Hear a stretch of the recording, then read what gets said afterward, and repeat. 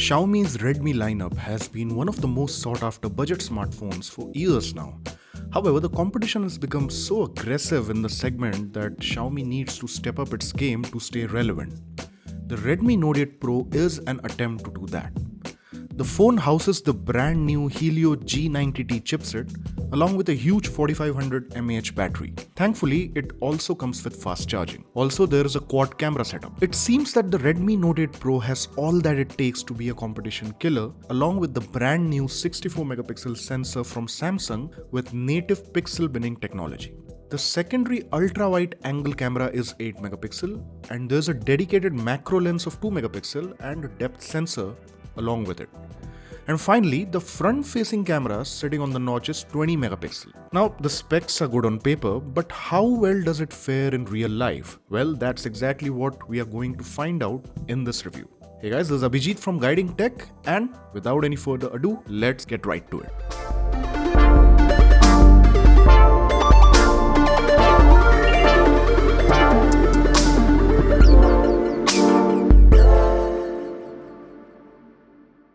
Now, since we have already shared the specs of the camera, let's jump right into the camera review categories, starting with daylight and outdoor shots. So as you can clearly see in this sample, this is a decent click at the angle in which I was holding the phone. The sky was gloomy and foggy, therefore it did a good job by not blowing the highlights to retain the details of the foreground texture and objects. The water hydrant in this image, for example, has been captured in detail. The wall also has retained all the textures present on it. Even upon zooming in, you can clearly see that the image looks not that bad and there is clarity. In this shot, the short wooden planks pop up clearly along with a proper amount of blur in the background. Even on zooming in, we can see the clarity in the planks. The image retains all the cuts and the roughness. The white balance in this image is nearly perfect since it was a gloomy day and the overall tone of the day was on the warmer side. Moving on, this here was an early morning shot. The exposure level is a bit on the lower side, but to be honest, the light captured in this shot is accordingly accurate to the light in the actual scenario.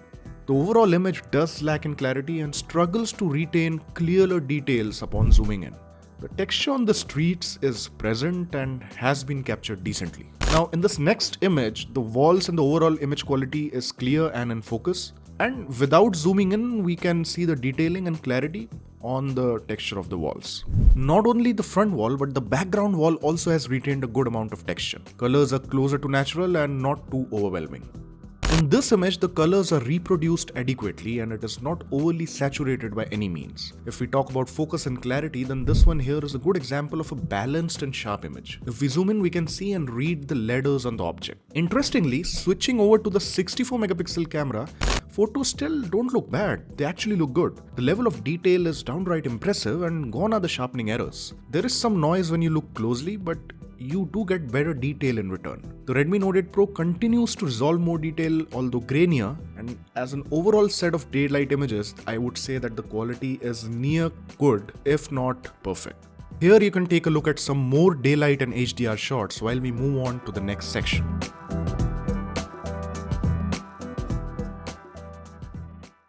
Now let's talk about macro shots, and I would say that the Redmi Note 8 Pro here delivers mixed results to our liking. For example, in these set of images, the focus is present.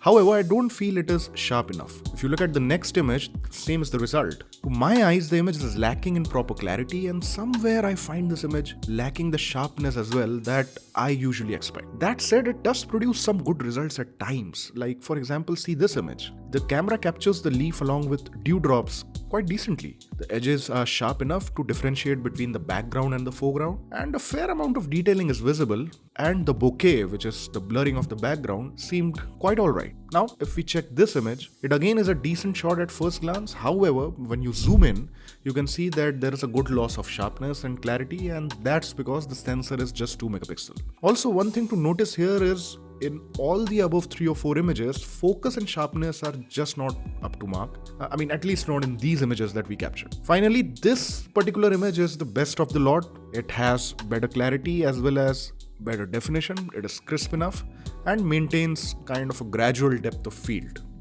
Take a look at some more while we move on to the next section.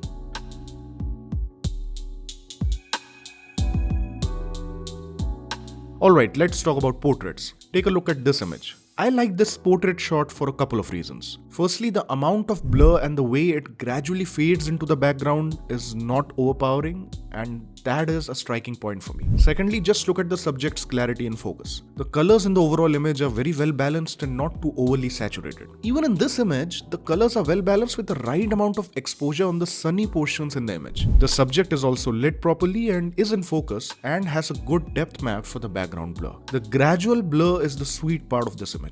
Subject separation is brilliant and the way it manages the edges is also commendable. Overall, the portraits are good with natural skin tone, wide dynamic range and enough detail. Now let's talk about selfies as well as selfie portraits. Now I must say that these are one of the best selfies we have seen on a mid-range device. The HDR works great, the camera produces sharp photos, and even the edge detection isn't all that bad. There is a certain crispness for sure, and along with it the details are quite balanced. The blurring selfie portraits are also pretty up to the mark with some good portrait shots. Overall, in the front camera department, the Redmi Note 8 Pro does a fairly good job and certainly produces some satisfactory results.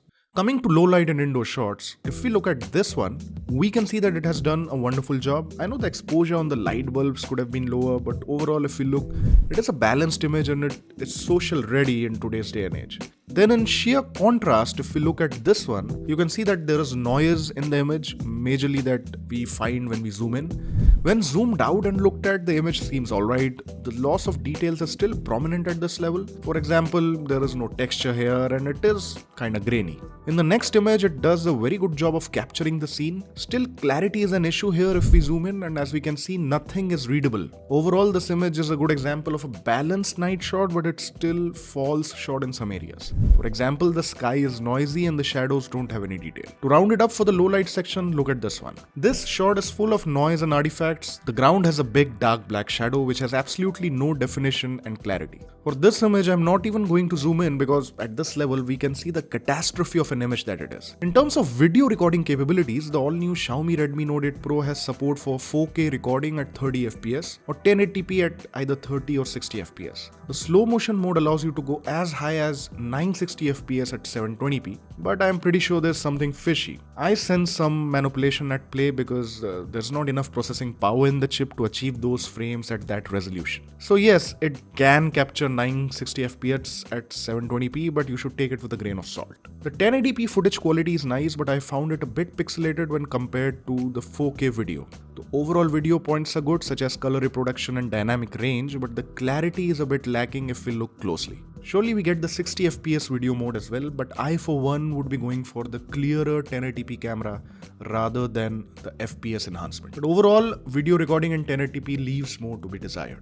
Anyway, 4K video recording looks nice, although they are a bit high on the contrast side of things and colors are a bit oversaturated. As stated earlier and also in our previous camera reviews, some may like it this way and some might hate it, but we felt compelled to point it out. The detail is good though, and the dynamic range is wide. Overall, the video quality is quite decent at 4K. Now let's sum up everything that we have seen so far in the Redmi Note 8 Pro camera. In good lighting conditions, in daylight, it produces quite good results, and it's certainly one of the best cameras out there when it comes to the mid-range segment. It marvels with capturing rear portraits, and the selfie camera also is quite good for this price segment. The macro shots can be better and the low light shots are a hit and miss. But overall, the Redmi Note 8 Pro fares well in this camera review when it comes to photos. When it comes to videos, well, not that great, but not that bad either. So now that you have seen the camera review, what do you think about this quad camera setup? Since photos are always slightly a subjective topic, make sure to let us know how do you rate this camera on a scale of 1 to 10 in the comments below. Now, this is Abhijit signing off for this one, and I'll see you guys in the next one.